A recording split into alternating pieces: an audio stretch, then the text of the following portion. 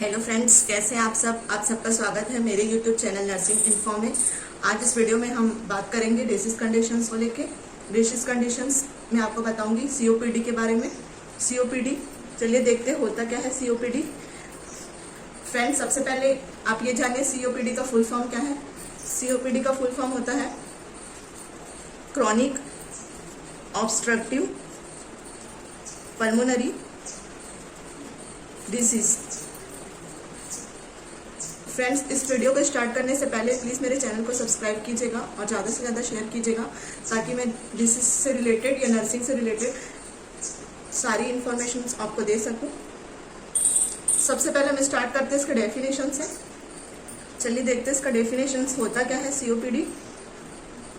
First है definition. COPD means chronic obstructive pulmonary disease. COPD is a group of progressive lung disease. COPD जो है वो group है progressive lung disease का। Progressive lung disease means बहुत सारे आते हैं इसमें। एम्फाइसीमा है, ब्रोंकाइटिस है और निमोनिया है, ये सारे सीओपीडी में ही आते हैं। COPD is a group of progressive lung disease that makes it hard to breathe. आपके ये ब्रीथ को हार्ड करेगा and get worse over time. COPD जो है वो मोस्ट कॉमन जो है एम्फाइसीमा और क्रॉनिक ब्रोंकाइटिस। क्रॉनिक ब्रोंकाइटिस और एम्फाइसीमा ये दोनों में आपको ज्यादा देखने को मिलेंगे। चलिए देखते हैं इसका टाइप्स, कितने टाइप्स के होते हैं।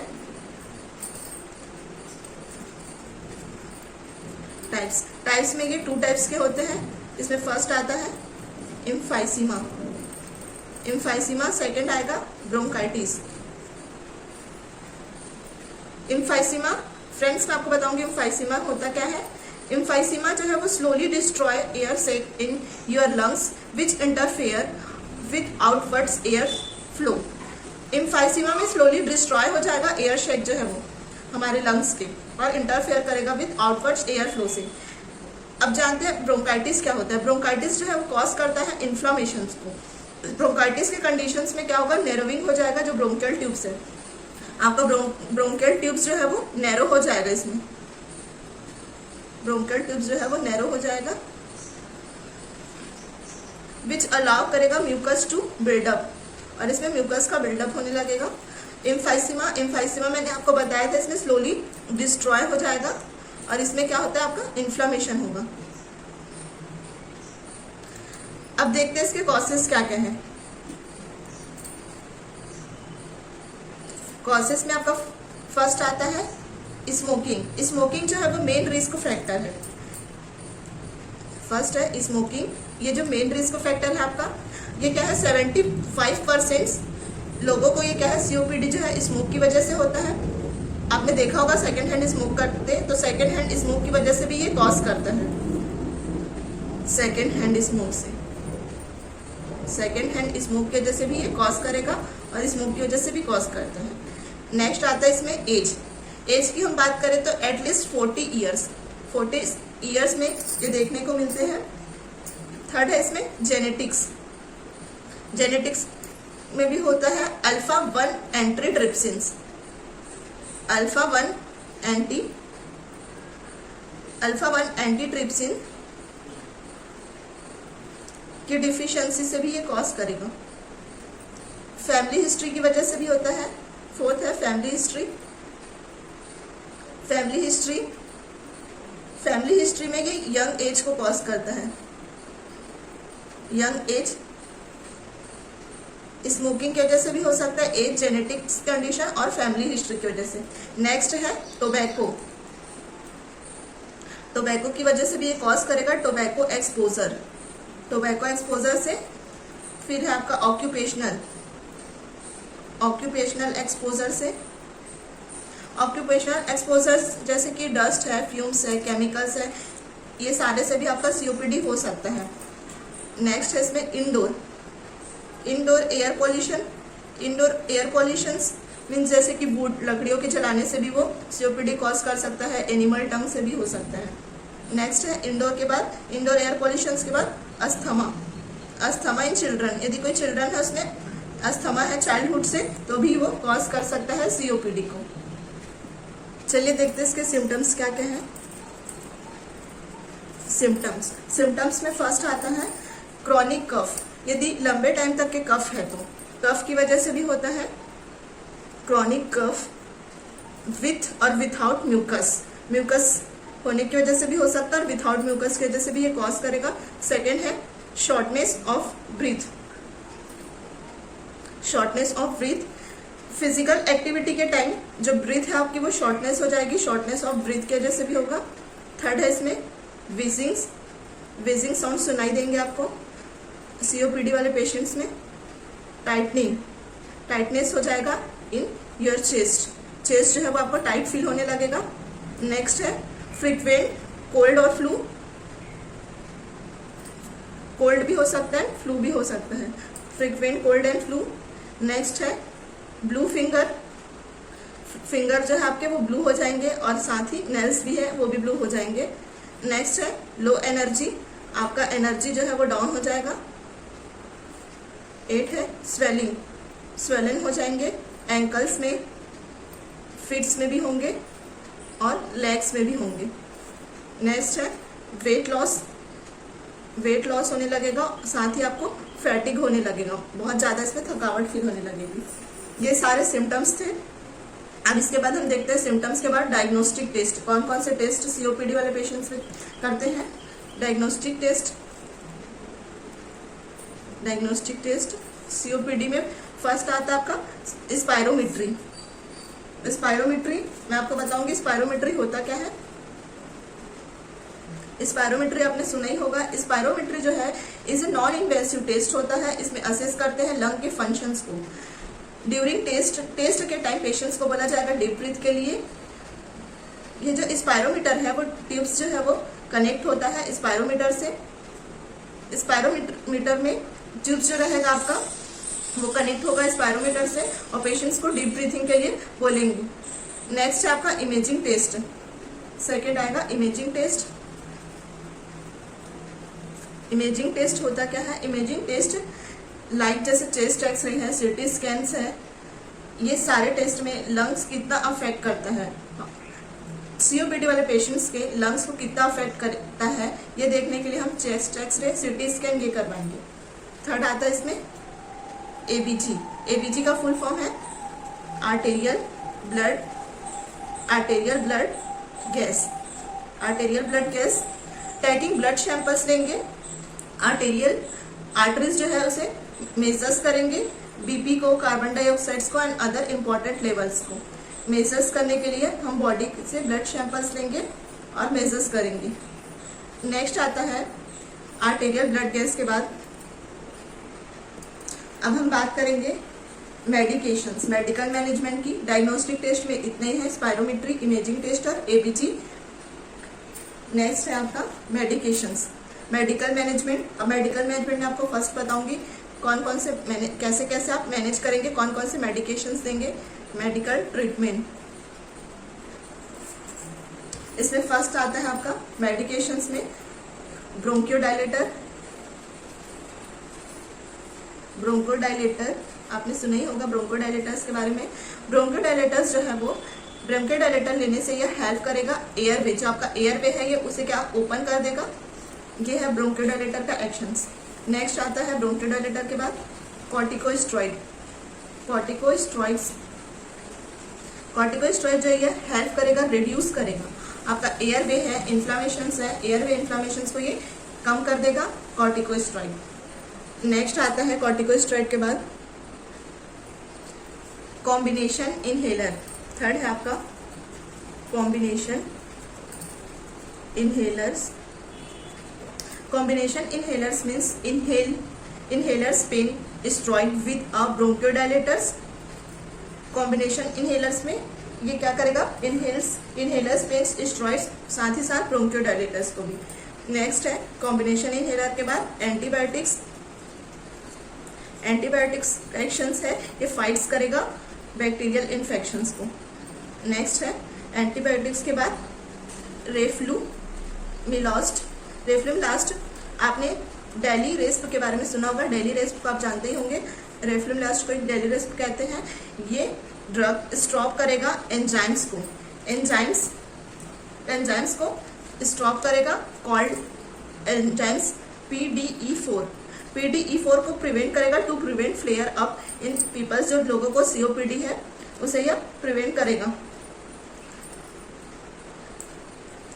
फ्रेंड्स, ये जो ड्रग है स्टॉप कर रहे हैं एंजाइम्स को। नेक्स्ट है इसके बाद फ्लू और निमोनिया वैक्सीन।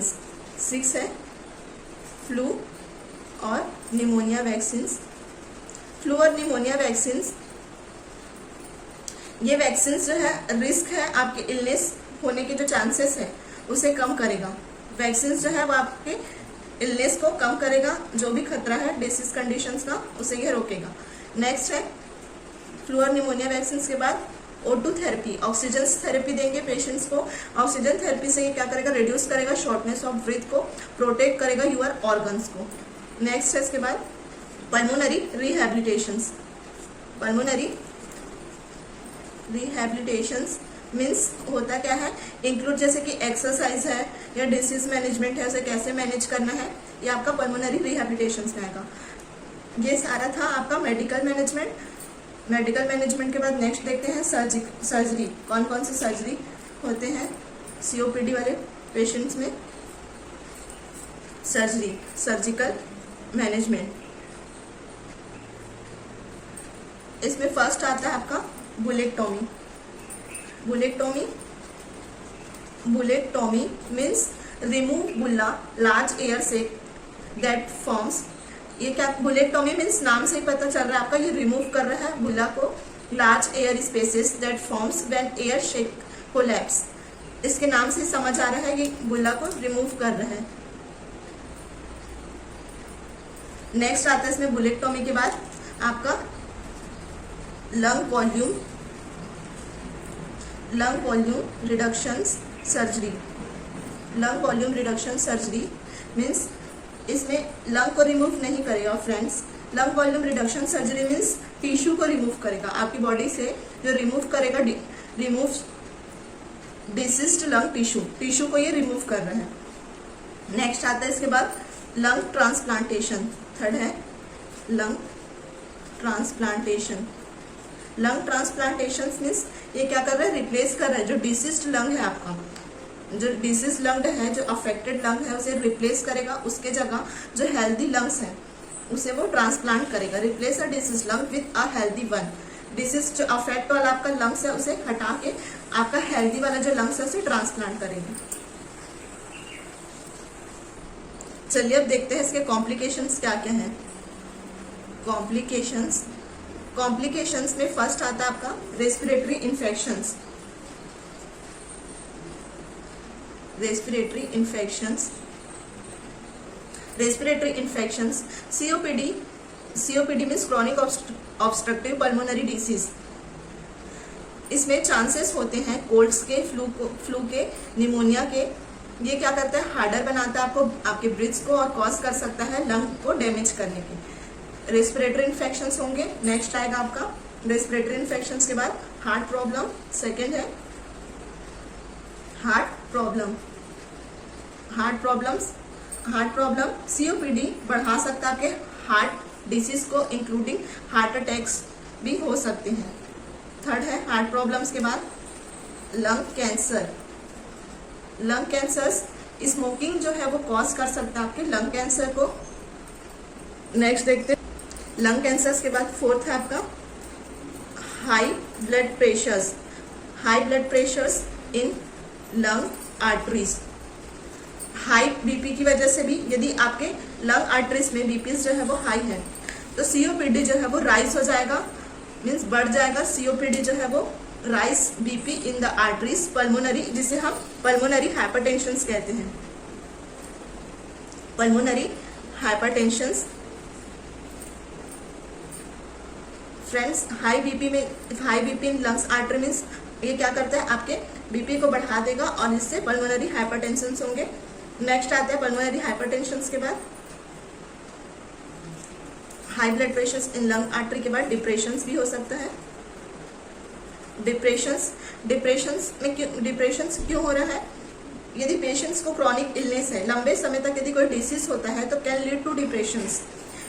यदि पेशेंट्स को COPD है, काफी टाइम तक के है, तो वह डिप्रेशंस को भी सफ़र कर सकता है पेशेंट जो है, क्योंकि पेशेंट जो सोच सोच के डिप्रेशन में ही चला जाएगा। अब हम देखते हैं, ये सारे आपके कॉम्प्लिकेशंस थे। अब देखते हैं प्रिवेंशंस, क्या क्या प्रिवेंशंस है। प्रिवेंशंस में फर्स्ट आता है आपका स्टॉप स्मोक। स्मोक को रोकना है, आपको बंद करना है यदि COPD वाला पेशेंट्स है। अवॉइड्स करना है फ्यूम्स को अवॉइड करेंगे, एंड डस्ट को भी अवॉइड करेंगे, एंड एयर पोल्यूशंस को ये सारी चीज़ों को अवॉइड करना है। मेडिकेशंस लेना है, take medications, time to time medication आपको प्रॉपरली लेना है इससे बचने के लिए। नेक्स्ट है आपका रेगुलर चेकअप के लिए जाना है डॉक्टर को, आपको पेशेंट्स को बताना है। यदि COPD वाला पेशेंट्स है तो रेगुलर चेकअप करवाते रहे आप। डू ब्रीथिंग एक्सरसाइज करना है आपका, डेली आपको एक्सरसाइज करना है यदि COPD वाला पेशेंट्स है तो। नेक्स्ट है ईट हेल्दी डाइट लेना है। नेक्स्ट है हेल्दी डाइट्स के बाद ट्राई कंट्रोल कफिंग को कंट्रोल करने के लिए ट्राई करना चाहिए। Lots of water and using humidifier use करना है टू हेल्प क्लियर करेगा यूर लंग्स को। नेक्स्ट है गेट इमोशनल सपोर्ट, पेशेंट्स को हम इमोशनल सपोर्ट देंगे थ्रू काउंसलिंग करेंगे और ग्रुप सपोर्ट के थ्रू भी और काउंसलिंग के थ्रू भी पेशेंट्स को हम इमोशनली सपोर्ट करेंगे। नेक्स्ट है वॉक करना है and other light exercise, patients को हल्की फुल्की एक्सरसाइज भी करनी है यदि COPD वाला पेशेंट्स है तो। Light exercise and several times में भी कर सकते हैं और वीक में भी कर सकते हैं। ये सारे आपके प्रिवेंशंस थे। इनहेल्ड स्टेरॉइड, लॉन्ग एक्टिंग ब्रोंकियोडायलेटर्स और अदर मेडिकेशंस भी लेना है आपको। लॉन्ग एक्टिंग ब्रोंकियोडायलेटर्स ये आपको COPD वाले पेशेंट्स को लेना है, ब्रोंकियोडायलेटर। नेक्स्ट है गेट ईयरली फ्लू वैक्सीन आपको लगवाने हैं एंड निमोनिया वैक्सीन भी लगवाना है, अर्ली फ्लू और निमोनिया वैक्सीन लगवाने हैं। नेक्स्ट है एंड अवॉइड करना एयर पोल्यूशंस को अवॉइड करना है। ये सारे आपके प्रिवेंशंस थे। मैंने आज इस टॉपिक में बताया है COPD होता क्या है। फ्रेंड्स, सबसे पहले मैंने आपको डेफिनेशंस बताया है, देन फिर उसके कॉसेस, क्या क्या कॉसेस है, फिर मैंने आपको बताया है उसके सिम्टम्स क्या क्या है। सिम्टम्स के बाद डायग्नोस्टिक इवैल्यूएशन कौन कौन से हैं, डायग्नोस्टिक इवैल्यूएशन के बाद medical management, then surgical management, फिर मैंने आपको बताया है उसके प्रिवेंशंस क्या क्या है। आपको याद होगा ये सारे प्रिवेंशंस थे। मैंने आपको सर्जरी में बताया था depression, high BP, lung arteries, respiratory infections, heart problem, lung cancer, ये सारे कॉम्प्लिकेशंस थे। सर्जरी में मैंने आपको बताया था बुलेक्टॉमी, लंग वॉल्यूम रिडक्शंस सर्जरी करते हैं, और आपको बताया था क्या क्या इसके मेडिकल मैनेजमेंट है, आपको याद होंगे। इसके डायग्नोस्टिक इवैल्यूएशंस बताई थी 3, स्पायरोमीट्री, इमेजिंग टेस्ट और ABG, और इसके सिम्टम्स आपको याद होंगे। कफिंग होता है, टाइटनेस, विजिंग्स और ब्लू नेल्स, ये सब इसके कॉजेस, ये स्मोकिंग की वजह से, एज की वजह से, जेनेटिक फैमिली हिस्ट्री की वजह से भी कॉज कर सकता है। इसके 2 टाइप्स हैं, emphysema and bronchitis. Friends, I hope आपको मेरा वीडियो पसंद आया होगा। आप इसे ज़्यादा से ज़्यादा शेयर करें ताकि मैं अच्छी से अच्छी वीडियो लेके आ सकूँ डिसीज कंडीशन से रिलेटेड। फ्रेंड्स, आज के लिए इतना ही। हम फिर मिलेंगे नेक्स्ट वीडियो में एक नए टॉपिक को लेके। Friends, thank you and all the best.